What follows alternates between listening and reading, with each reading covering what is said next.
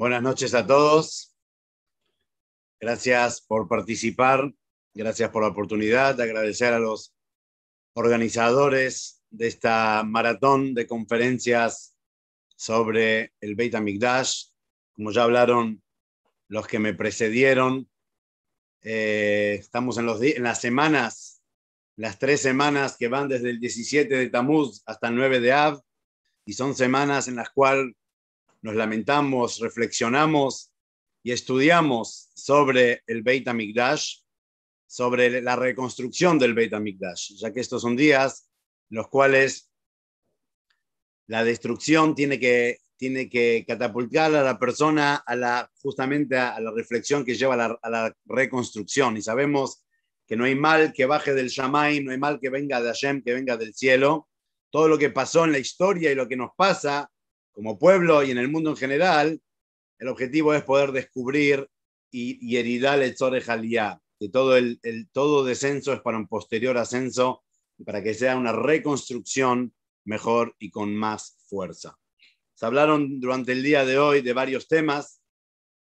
Cuando a uno le toca hablar de los últimos, se complica un poco, pero Baruch Hashem, pusimos el título a este shiur, a esta charla, el Beit HaMikdash en 3D, ya que de todos los aspectos que se hablaron y que hay para hablar mucho más del Beit HaMikdash, nosotros sabemos que la Torá es justamente tridimensional. En realidad la Torá tiene muchas facetas, muchas dimensiones. Cada parte de la Torá se la puede explicar en el sentido literal, en el sentido simbólico, en el sentido midrashico, de interpretación, en el sentido cabalístico.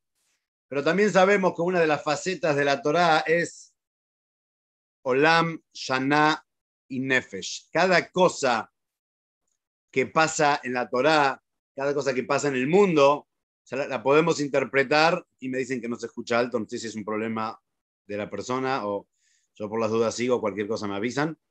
Cada cosa que la Torá nos cuenta lo podemos interpretar o encontrar cómo es en la persona, cómo esto se interpreta, qué nos quiere decir, cómo esto se aplica a la vida personal, cómo se aplica al mundo, a la dimensión del espacio, y cómo se aplica a la dimensión del tiempo.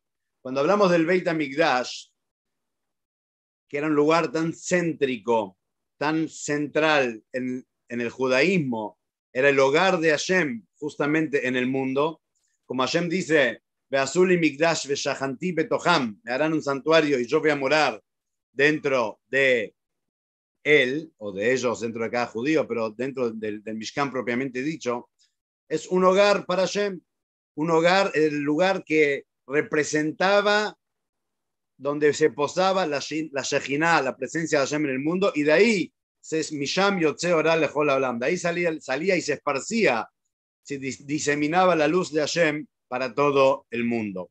Nosotros sabemos que el objetivo por el cual Hashem creó el mundo justamente es para la persona, es para que el Yehudí, a través de Torah y Mitzvot, transforme este mundo, no solamente el Mishkan, el hogar de Hashem, sino todo el mundo en una morada para Hashem, en un hogar, en un mega hogar para Hashem.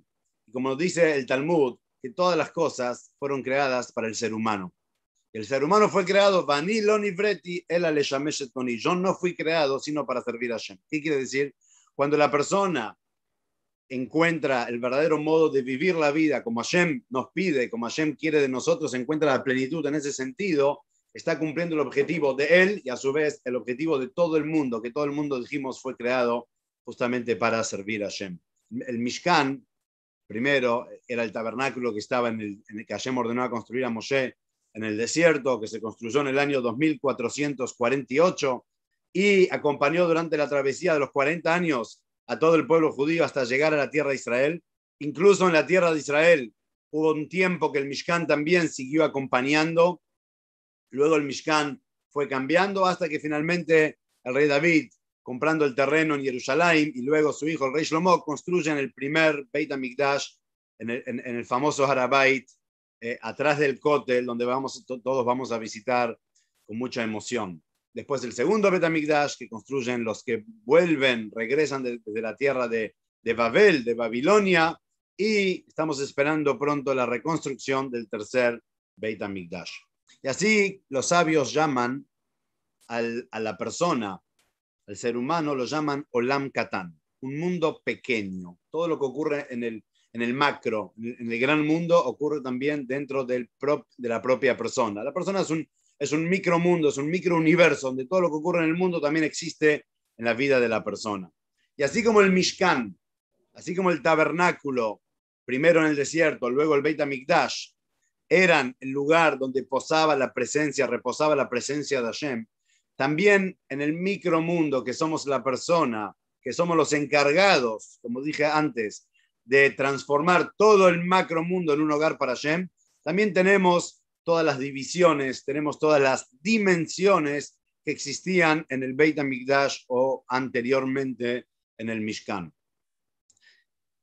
Solo para que tengamos una idea y podamos visualizar un poco lo que vamos a estudiar, dicho de paso, digo que lo que vamos a estudiar, voy a tratar de transmitir algo que está en los Reshimot del Rebbe, que el Rebbe escribió antes incluso de ese Rebbe, todo el concepto del Beit HaMikdash según la Kabbalah y según el Hasidut, y podemos encontrar cosas interesantísimas de todos los ámbitos de la Torá, pero hay una porción importante que trata sobre el Beit HaMikdash. Nosotros vamos a estudiar solamente una partecita, pero quiero compartir con ustedes primero una imagen de cómo era el Beit HaMikdash. Mejor dicho, cómo era primero. Bueno, acá tenemos una imagen de cómo era el Beit HaMikdash. El segundo Beit HaMikdash, por supuesto, es una imagen de cómo se estima cómo era el Beit HaMikdash, y la quiero mostrar porque es importante para poder entender de qué estamos hablando. Aquí tenemos un perímetro que se llama el Har HaBait, que medía 250 metros por 250 metros aproximadamente, y en el medio, un poco en el costado, estaba emplazado el Beit HaMikdash propiamente dicho. Ahora, antes del Beit HaMikdash, en el desierto, Hashem ordenó construir el Mishkan, el tabernáculo, que era un templo que se armaba y se desarmaba en cada parada, en cada uno de los 42 viajes que leímos este Shabbat, que pasó en la Torá. Tenía el pueblo judío, armaban y desarmaban el Mishkan. El Mishkan constaba de tres partes generales. Como ustedes pueden ver, aquí hay un gran patio, ¿okay? Que bordeaba todo el Mishkan. Y luego acá hay una construcción que se armaba y se desarmaba, por supuesto, estaba tapada por diferentes cortinas y cueros, ¿verdad? Aquí afuera teníamos un altar y aquí adentro teníamos, para que podamos ver dentro de la construcción, un recinto que se dividía en dos partes. El primero era llamado el santuario, y luego teníamos el Santo Santuorum, el Kodesh HaKodashim, donde ahí estaba el Aron HaKodesh con las tablas de la ley, que era el lugar más sagrado del Mishkan o posteriormente del Beit HaMikdash. A ver si tengo una imagen acá también del Beit HaMikdash, un planito aunque sea, porque después puede ser que lo vuelva a mostrar. El tema es así. Si queremos entender un poco cómo funciona el Mishkan en la vida personal de cada uno, entendamos primero cómo funciona el mundo. Dijimos que el Mishkan era un micromundo. Pensemos y analicemos cómo funcionaba, cómo estaba diagramado y diseñado el Beit HaMikdash. Vamos a hablar del Beit HaMikdash o el Mishkan, que es lo mismo, pero vamos a hablar del Beit HaMikdash. El Rambam Maimónides, Rabbi Moshe ben Maimón, el gran filósofo judío y alajista y un montón de otras cosas más, en sus leyes, cuando empieza a explicar la creación del mundo, el Rambam trae que el mundo se divide en tres partes. Podemos dividir todas las creaciones del mundo en tres partes. En primer lugar tenemos, dice el Rambam, todas las creaciones del mundo shafel, de este mundo bajo, de este mundo burdo, creaciones materiales. Tenemos creaciones, dice el Rambam, que están compuestas de materia y de una forma espiritual, de materia y espíritu. Dice el Rambam, todas las creaciones que existen en este mundo, los vegetales, los minerales, los animales, incluso los seres humanos, somos materiales, somos físicos, tenemos materia, pero también tenemos un espíritu que es el que nos da la vida. Tenemos una forma, cada uno diferente, un nivel espiritual, cada uno diferente del otro. Y el Rambam dice que todas las cosas materiales, con el tiempo, van pereciendo y se van se van perdiendo, se van destruyendo. Ninguna de las cosas materiales dura para siempre. En segundo lugar, nos dice el Maimónides, existe otro tipo de creaciones que se llaman Galgalim. ¿Qué significa Galgalim? Es lo que nosotros llamamos el cielo, es la esfera celestial. El Rambam trae, no voy a entrar en todos los detalles, pero el Rambam trae que hay como si fuera una cebolla que tiene varias capas, que cada una rodea a la de su interior. El Rambam trae que hay varios galgalim, varias esferas, como si fueran órbitas, y el Rambam explica en cada uno de ellos en cuál está la luna, en cuál está la Tierra, en cuál está la luna, en cuál está cada planeta, y cómo se van girando y van moviendo. Ahora el Rambam dice que estos galgalim, la palabra galgal en hebreo quiere decir ruedas, estas esferas tienen también surá, tienen también homer, tienen también un tipo de materia.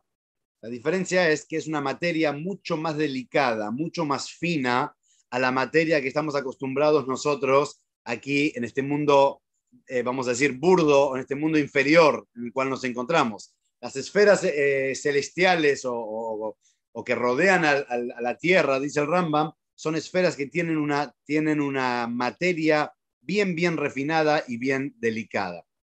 Y por supuesto, dice el Rambam, también el nivel espiritual de estas esferas es mucho más elevado.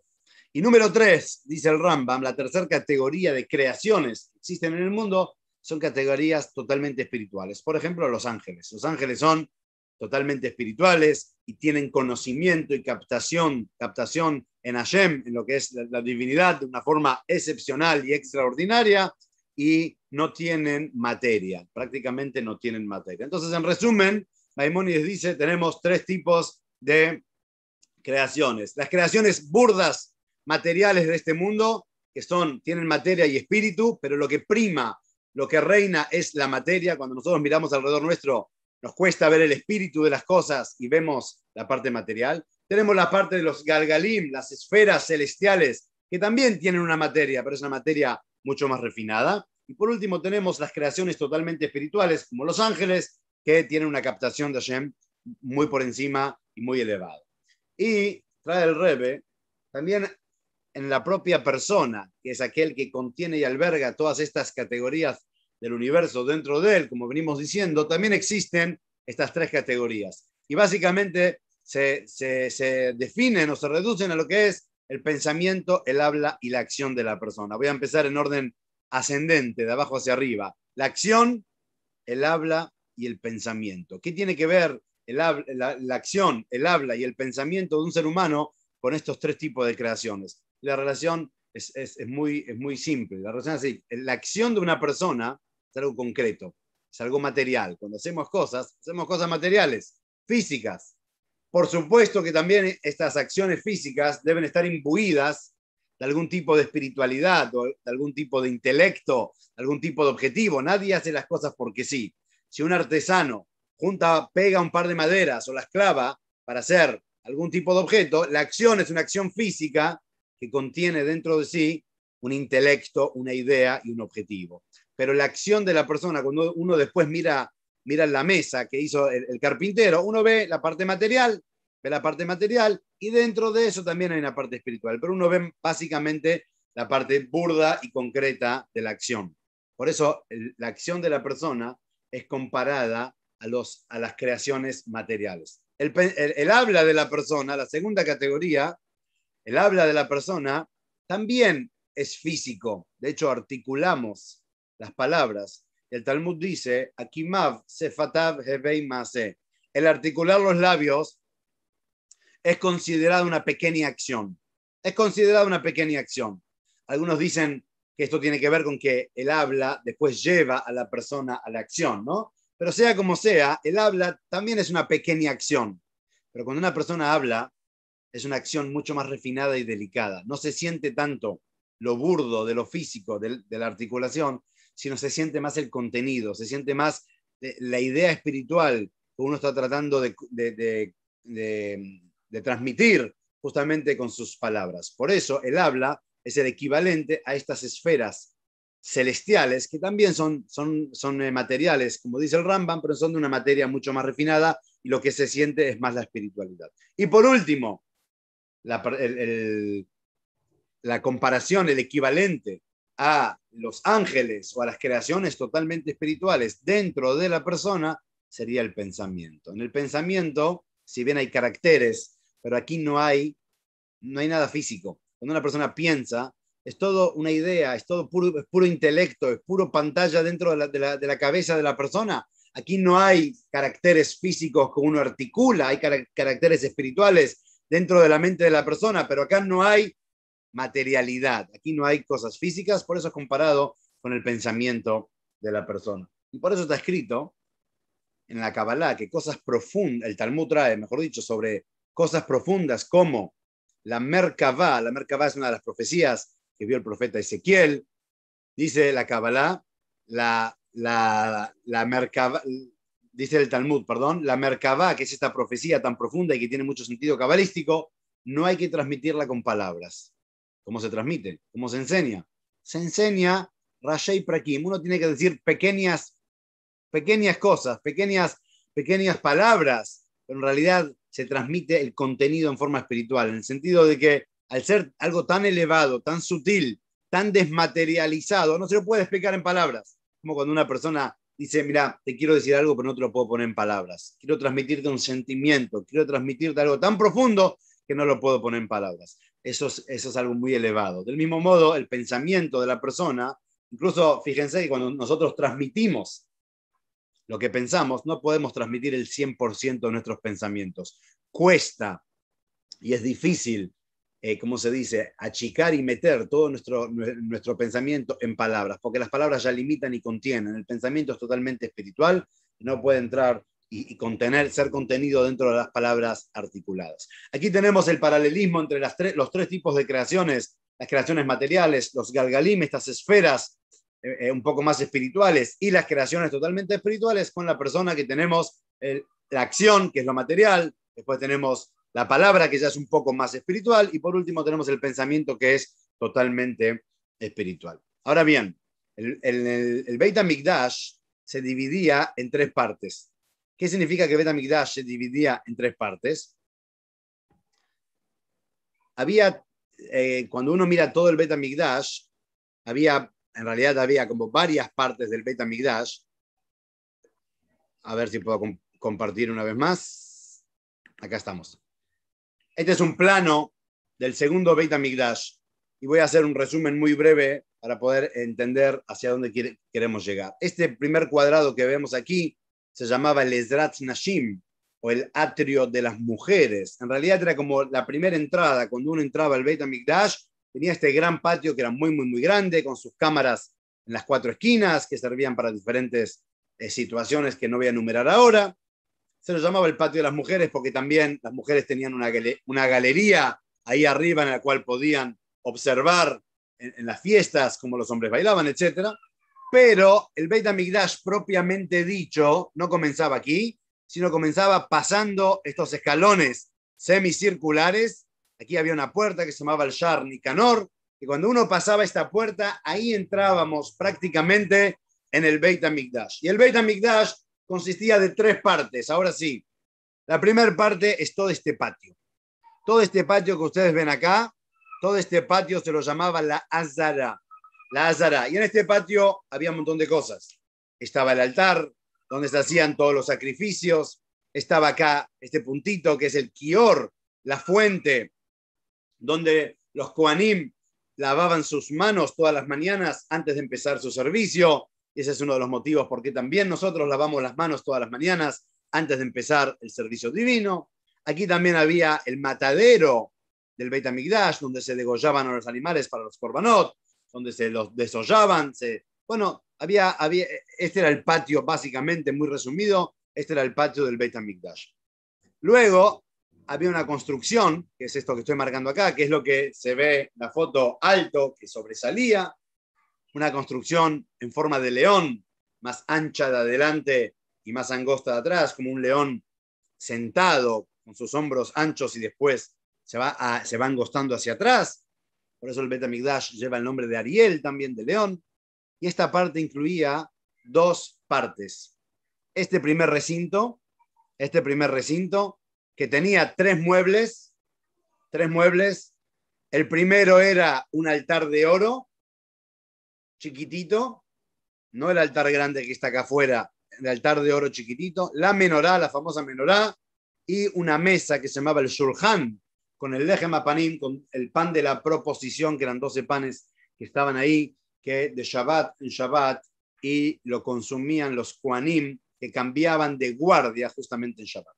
Luego, pasando una pared y una cortina gruesa, había aquí el Kodesh HaKodashim, un recinto de 10 metros por 10 metros aproximados, donde ahí estaba el Arón HaKodesh, el arca, con las tablas rotas, con las tablas enteras, con un Sefer Torah, que todos sabemos que este era el lugar más sagrado del Beit HaMikdash. Entonces, el Beit HaMikdash consistía básicamente de estas 3 partes. Y estas 3 partes se corresponden con esto que venimos hablando, con estos 3 tipos de creaciones que existen en el mundo, con estos 3 tipos de creaciones que existen o de dimensiones que existen en la persona, que son la acción, el habla y el pensamiento. En la primera parte, fuera del patio de las mujeres, cuando una persona ingresaba y una persona entraba al lo que se llama la azará, el patio, ahí se encontraba con el altar, básicamente con el altar y con el kior, la fuente de agua, como mencioné recién, y con todo el matadero del Beit HaMikdash donde degollaban y sacrificaban a los animales. Esa parte del Beit HaMikdash representa la parte más burda del Beit HaMikdash, la parte más física y material del Beit HaMikdash. ¿Por qué? Ahí se sacrificaban animales físicos y se sacrificaban animales que incluso en muchos casos la persona los comía, los podía consumir. Había diferentes tipos de sacrificios. Había un sacrificio que se llama Korban Olá, que ese era totalmente holocausto, se quemaba entero, pero había un Korban Shlamim, donde también el dueño y los Kohanim comían una parte, aparte de una parte que se ofrendaba sobre el altar. También ahí había ahí, por ejemplo, estaba la ceniza del Beit HaMikdash, la ceniza de toda la leña que se quemaba para hacer los korbanot. La ceniza ya representa los desechos, la ceniza representa aquello que ya no sirve. También ahí se tiraban ciertos desperdicios de animales, las plumas y otras cosas, también se tiraban ahí. Maimónides dijo antes que el primer tipo de creación del mundo, las creaciones más burdas y físicas, ¿sí?, son cosas que con el tiempo se van destruyendo, se van descomponiendo. Por eso en esa parte del Beit HaMikdash que representa la parte más baja del mundo, representa la parte más concreta, más física del mundo, había desperdicios, había cenizas, incluso había comida para las personas. Las personas comían parte de los korbanot. El concepto de comer es uno de los conceptos más burdos y físicos que tenemos los seres humanos. Y también en la azará, en este patio, había, dijimos, el kior para lavarse las manos. ¿Por qué estaba el kior para lavarse las manos? Si hay que lavarse las manos, esto quiere decir que hay algo que no está bien, que hay algo que hay que limpiar, que hay algo que hay que refinar, por eso nos lavamos las manos, hay algo que es impuro. Cuando hablamos de las cosas materiales, de las cosas físicas, que si bien tienen también una parte espiritual, pero lo que prima y lo que vemos, lo que predomina es la parte material, una persona a veces tiene que lavarse las manos porque no todo lo material, no todo lo que el mundo pregona en el sentido material es kadosh, no todo es sagrado y hay que saber cómo utilizarlo. Entonces, por eso el Rambam estaba ahí también el kior, porque cuando hablamos de este lugar representativo de la parte física del mundo, la parte más física del mundo, tenemos que lavarnos las manos, tenemos que purificarnos antes de por haber entrado en contacto con la parte material burda y baja del mundo. Después, una persona avanzaba un poco más y podía entrar al Eijal. El Eijal es, ya dentro de la construcción, el primer recinto que mostré, donde ahí estaba el altar de oro, la menorá y el pan, lechem apanim, el pan de la proposición. Ahí, si bien había comida, el pan de la proposición, pero miren la diferencia. Este pan de la proposición era un pan que estaba hecho de harina de trigo refinada, lo que se llama en hebreo solet. Hay diferentes tipos de harina más refinada, harina de trigo refinada.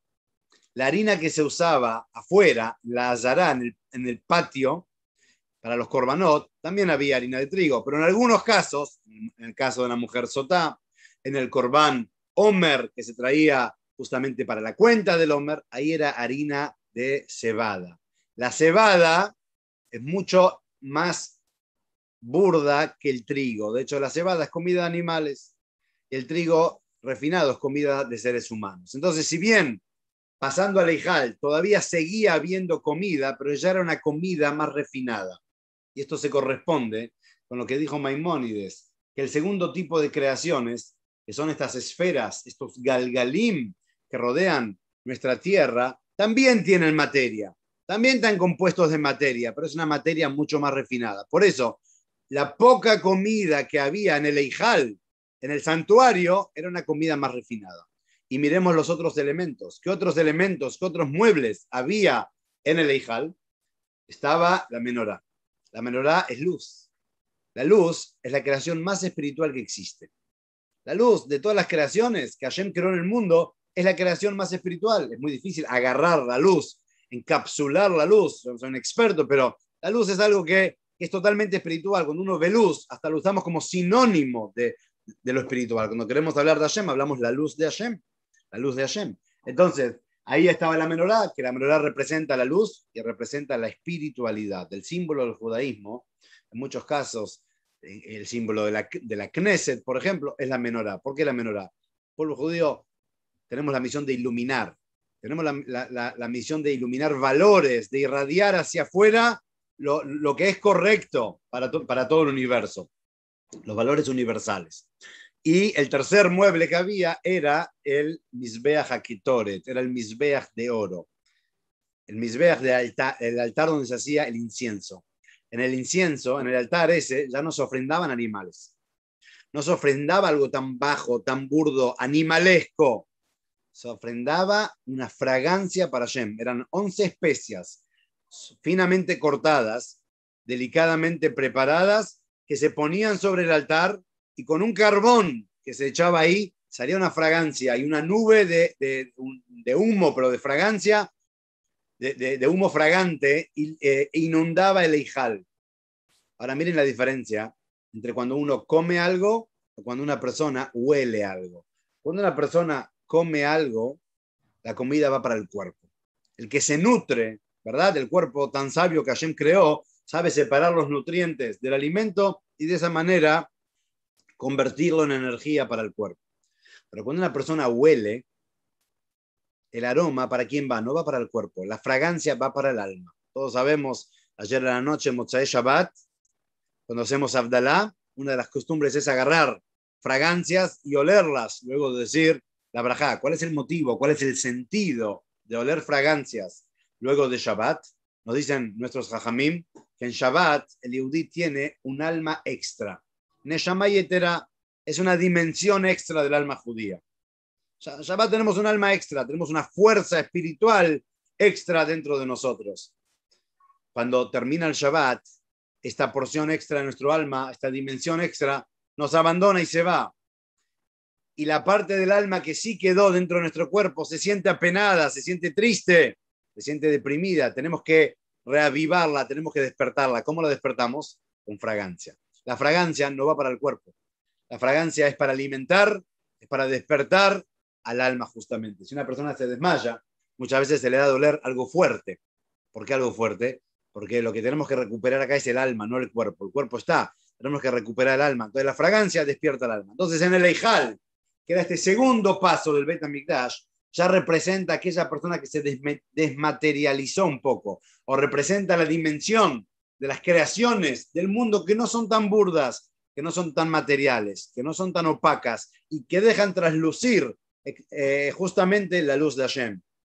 El altar de oro en el cual se traía la fragancia, el ketoret.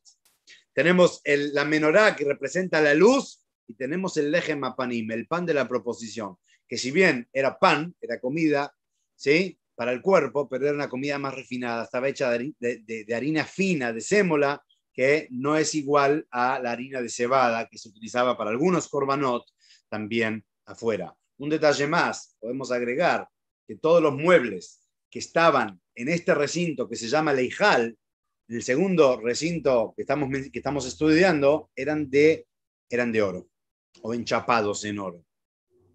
El oro de por sí ya brilla. Por supuesto que hay que trabajarlo, pero el oro ya representa algo bueno, ya representa la luz, ya representa el brillo, a diferencia de otros muebles o de otras construcciones que estaban en el primer patio. En el primer patio estaba el altar. El altar en el Mishkan era de cobre. Luego en el Bet HaMikdash era de piedra, pero en ningún caso era de oro. En cambio, en el Beit HaMikdash, el altar del Ketoret, el Mizbeach HaKetoret, donde se hacía el incienso, ese era de oro. Era de oro. Y la menorá tenía que ser de oro puro. Y la mesa de la proposición tenía que ser enchapada en oro, bañada en oro. ¿Okay? Acá vemos que estamos hablando de una calidad superior. Ustedes saben que la representación física del Beit HaMikdash, que es lo que estamos hablando, justamente representa y nos indica qué nivel espiritual estamos hablando. Los sabios nos dicen que el oro no debía haber sido creado y no debería haber sido utilizado para otra cosa que no fuera para construir el Beit HaMikdash. El único motivo por el cual Hashem creó el oro es para brillar en el Beit HaMikdash.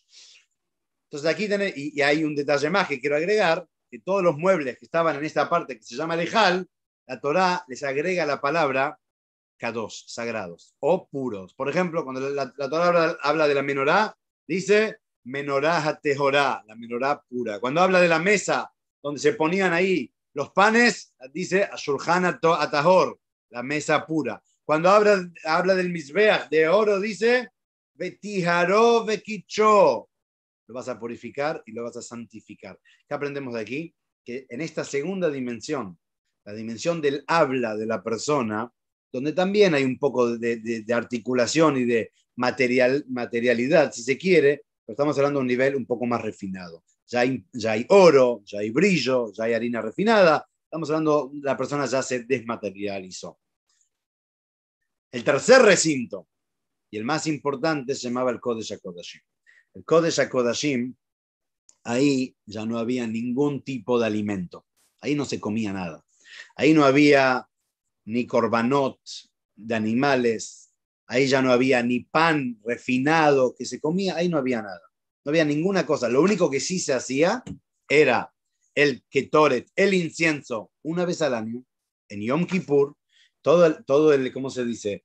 La avodá, el servicio del Kohen Gadol en Yom Kippur, estaba dedicado a traer el ketoret, el incienso, al Kodesh HaKodashim, nuevamente, a llevar la fragancia, que la fragancia tenía que ver con despertar las profundidades del alma, llevarlo al santo santuario. Y lo que sí había ahí, se salpicaba la sangre del Corbán de Yom Kippur, se salpicaba en el Kodesh HaKodashim. La sangre también representa algo espiritual, si bien la sangre es física, pero representa la parte más espiritual de la persona. Dentro de la persona, el Rebbe anterior trae en un Mahamar, no recuerdo ahora cuál es, que la vida se produce cuando el nivel más bajo del alma toca el nivel más alto del cuerpo.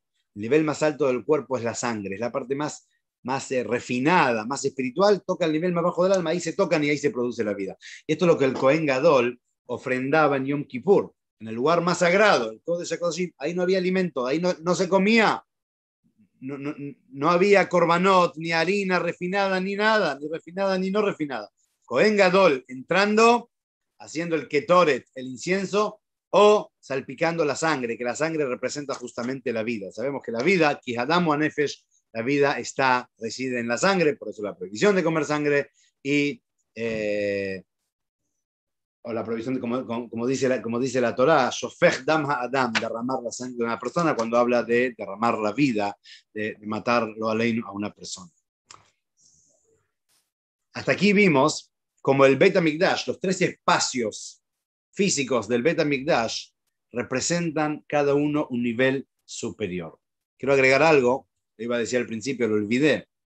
El Beit HaMikdash estaba diseñado de tal modo que a medida que uno iba avanzando, iba subiendo. Físicamente, había escalones, iba subiendo. Cuanto más adentro del Beit HaMikdash una persona estaba en una parte más sagrada y en una parte más elevada. Esto es lo que dije antes, que la parte física representa el nivel espiritual. Entonces, cuando uno entraba primero entraba al patio, ahí había animales, había comida, había transgresión, por eso había que traer justamente korbanot, había fallas de la persona, había desperdicios que eran la ceniza, las plumas, había que desollar el animal, había todo un trabajo con la materia. Por supuesto que tenía también una parte espiritual, todo corbán venía con una parte espiritual, pero estábamos tratando, lidiando y luchando todavía con la materia. Cuando había que lavarse las manos por haber entrado en contacto con la materia. Cuando uno entraba al Ejal, ahí ya la comida era más refinada. En segundo paso, había ya cosas más refinadas. Estamos hablando de harina fina, estamos hablando de muebles que eran de oro, estamos hablando de fragancia, estamos hablando de la menorá que es luz, un nivel superior. Y por último lugar, el tercer recinto, que era el Kodesh HaKodashim, el más sagrado, donde ahí ni siquiera había alimentos, solamente la concentración del Kohen Gadol, trayendo el alma, la fragancia y el perdón por la vida de Am Israel delante de Hashem. Pasemos ahora a cómo estas tres dimensiones se interpretan en las diferentes personas que tenemos dentro del pueblo judío. En primer lugar, la mayoría de los Yehudim, nos llamamos Yehudim justamente por descender de la tribu Yehudá, pero no somos ni Kohanim ni Leviim. Bueno, en mi caso soy Leví, pero la mayoría no son ni Kohen ni Leví. El grueso del Am Israel, del pueblo judío, la masa del pueblo judío son Israel. Por eso se llama Bnei Israel, los hijos de Israel, hijos de Jacob, por supuesto. Ese es un primer nivel del pueblo judío. Es el nivel, vamos a llamarlo, que arranca de abajo. En segundo nivel, hablando de las almas del pueblo judío, tenemos el nivel de los Leviim y los Kohanim, la tribu de Leví. La tribu de Leví ya es una tribu, como la Torah dice, que Hashem la distinguió. Hashem la separó del resto del pueblo, le sharet, bakodesh, para servir a Hashem, para servir dentro de lo sacro, para estar dentro del Beit HaMikdash, para hacer tareas sagradas. Como la propia Torah dice, si bien todos los judíos somos sagrados, como dice el Pasuk, Kodesh Israel la Hashem en Yirmiyahu, sagrado es Israel, todo el pueblo judío somos sagrados, pero dentro del pueblo judío, la tribu de Leví, tenemos ahí un escalón, una misión más dedicada directamente a lo que tiene que ver con lo sagrado. Por último, tenemos dentro de los Kohanim y los Leviim, tenemos aquel que está por encima de todos, que se llama el Kohen Gadol. El Kohen Gadol es a quien Hashem realmente distinguió, hasta tal punto que el Talmud trae que el Kohen Gadol tenía que ser una persona dedicada a lo espiritual, tener un hogar dentro del Beit HaMikdash. La gloria y el honor del Kohen Gadol era que esté dedicado en el Beit HaMikdash todo el día sin salir y tener su casa en Jerusalén, etc. ¿Qué sale? Que el grueso del pueblo judío, que son los Israel, representan la parte más baja de las creaciones, la parte que entra en contacto con la materia. Los Kohanim y los Leviim, que representan ya la segunda parte, aquellos que ya se dedican a lo sagrado, un poco más de refinamiento, un poco más acá de purificación y elevación. Y por último, el Kohen Gadol, que es el que entraba en el Kodesh HaKodashim. Por eso, encontramos que hay una diferencia hasta dónde podían entrar o ingresar cada judío en el Beit HaMikdash. Si bien el Beit HaMikdash es el hogar de todo el pueblo judío, pero no cualquier persona podía entrar hasta donde él quería. Había limitaciones, había ciertas condiciones para poder seguir entrando, seguir avanzando, seguir subiendo de nivel espiritual al entrar al Beit HaMikdash. En primer lugar, la mayoría de los Yehudim, todos los Yehudim, podían entrar solamente al primer patio, no hablo del patio de las mujeres, sino a lo que se llama la Azará, donde se hacían los korbanot. Un Yehudí tenía que traer un korban, podía acercarse hacia la Azará con su animal, se lo daba al Cohen, tenía que apoyar sus manos sobre este animal, tenía que hacer una especie de confesión o de teshuvá, o depende del motivo por el cual traía el korban, pero la mayoría de los Yehudim, la mayoría de los judíos, los que se llaman Israel, que no son de la tribu de Cohen y Leví, podían ingresar únicamente hasta la Azara. Los Levim también podían estar ahí, pero podían cantar. Ellos cantaban. Como se explicó en uno de los shiurim esta mañana, que el canto representa lo espiritual. Los Levim estaban dedicados dentro de la materia a algo más sutil, que es el canto, que también tiene que ver con la expresión del alma. Luego los Kohanim podían entrar al santuario.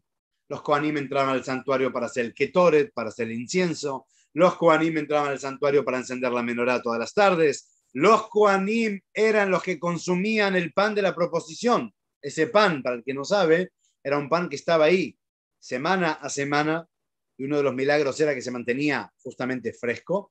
Y este pan ¿cómo se llama? Se lo cambiaban los Kohanim que entraban y los que salían.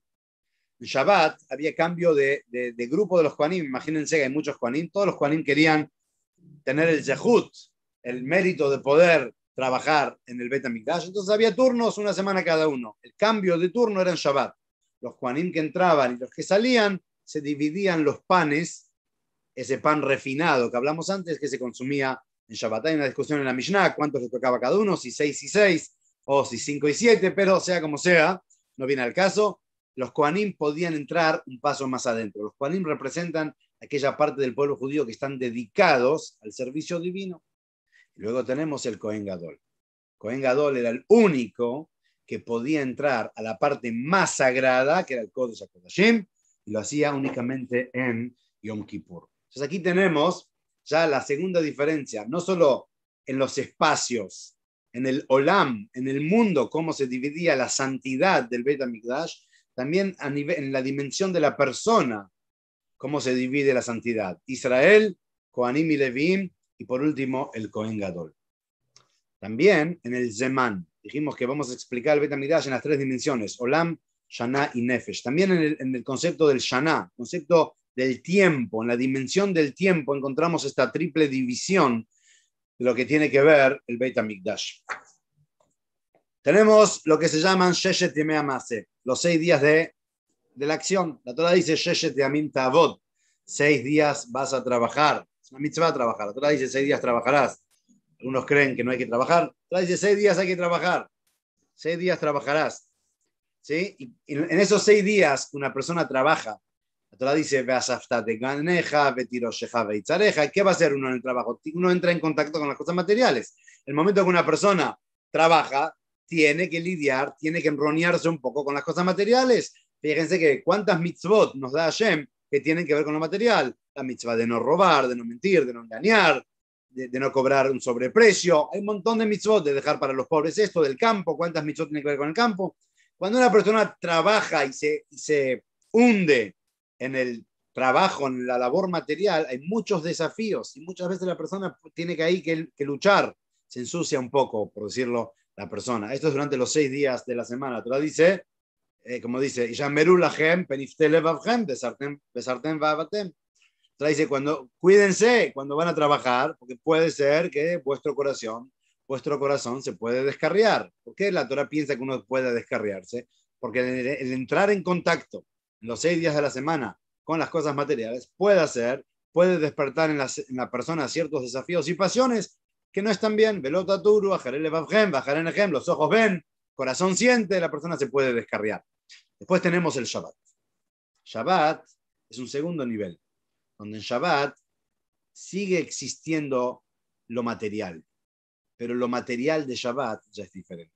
Todos nosotros sabemos que el olorcito de la comida de Shabbat es totalmente diferente, ya lo dice el Talmud, no lo invento yo, ¿sí? Cuando uno entra a Shabbat a la casa y siente hasta la comida de Shabbat es diferente, el aire de Shabbat es diferente, la ropa de Shabbat vestimos diferente. No dejamos de ser o de entrar en contacto con las cosas materiales, pero ya es algo más refinado, es algo más delicado. Incluso lo que día de semana es un trabajo, Shabbat es una mitzvah, lo que día de semana es un desafío, el comer, ¿sí? Y comer como Dios manda, como se dice, comer Leshem Shamaim. Shabbat es una mitzvah, comer mucho y comer rico y comer bien. Entonces aquí vemos que ya la propia materia del Shabbat es más refinada. Como dijo el Rambam, los 6 días de la semana son paralelos a las creaciones burdas y bajas, el primer tipo de creaciones. El Shabbat es paralelo a estas esferas Galgalim, que dice el Rambam, que también tienen materia, pero es una materia mucho más refinada, mucho más refinada. Shabbat hay comida y bebida, pero ya es más refinada. Miren qué interesante. Los 6 días de la semana se llaman Sheshet Yemei HaMaaseh, los 6 días de la acción. Dijimos antes que la persona tiene acción, habla y pensamiento, en orden de abajo para arriba. 6 días de la semana son los días de la acción, días que tenemos que empleamos las manos para trabajar. Shabbat, el dibur. Shabbat hacemos tefilá todo el tiempo. Y si bien, pero Shabbat la Torah nos prohíbe la acción. Shabbat nos prohíbe trabajar. Lota hace melajá, no puedes hacer ningún tipo de acción. Los Jajamim también prohibieron en Shabbat hablar de negocios, pero en el Tanaj, de Dabar Dabar, pero desde la Torá, quiero decir, los Nevim, pero desde la Torá cruda, la Torá no prohíbe el dibur en Shabbat. Porque el dibur es justamente el nivel de Shabbat, en un punto, es decir, que es una materia más refinada. Shabbat, seguimos siendo seres físicos y materiales, y comemos, y bebemos, y dormimos, y todas las cosas, pero esas son de otra manera, son con una iluminación, son como leijal, son de oro. Shabbat brilla, hay luz, hay fragancia, hay cosas ricas, hay una neshama extra, como dijimos antes justamente en Shabbat. Y número 3, tenemos el Yom Kippur. Yom Kippur, ahí somos seres totalmente espirituales. No tenemos ni comida, ni bebida, dedicamos todo el día. Yom Kippur es como lo llama Machshavá. Yom Kippur es como el pensamiento. Yom Kippur es como el momento que la persona está totalmente inmerso en lo espiritual, totalmente dedicado a las cosas espirituales, como el Kohen Gadol en Yom Kippur, que entraba al Kodesh HaKodashim, ahí no había ni comida, ni refinada, ni nada, había únicamente espiritualidad. Aquí se da que en Yom Kippur se daba la conjunción de las 3 cosas, de las 3 dimensiones. El Kohen Gadol, la persona más importante, en el lugar más importante, en el día, en el momento más importante. Ahí se juntaba el Olam Shanai Nefesh, el espacio, el tiempo, y la persona más importante se juntaba todo en Yom Kippur. Esa es un poco la idea de lo que es el Beit HaMikdash en estas 3 dimensiones de Olam Shanai Nefesh, como es en la persona. Ahora, si queremos también bajarlo un poco más a la vida de la persona, al diario de la persona, como se dice, la persona también empezamos el día a veces un poco materializados. Empezamos el día, por supuesto, empezamos con tefilá, pero después la persona sale al negocio, la persona sale a trabajar y se contamina un poco. La persona se contamina un poco. Y ahí la persona tiene que entrar al Beit HaMikdash. Cuando entra al Beit HaMikdash, la persona tiene que desmaterializarse, lavarse un poco las manos, dedicarse a los korbanot, a las ofrendas de Hashem.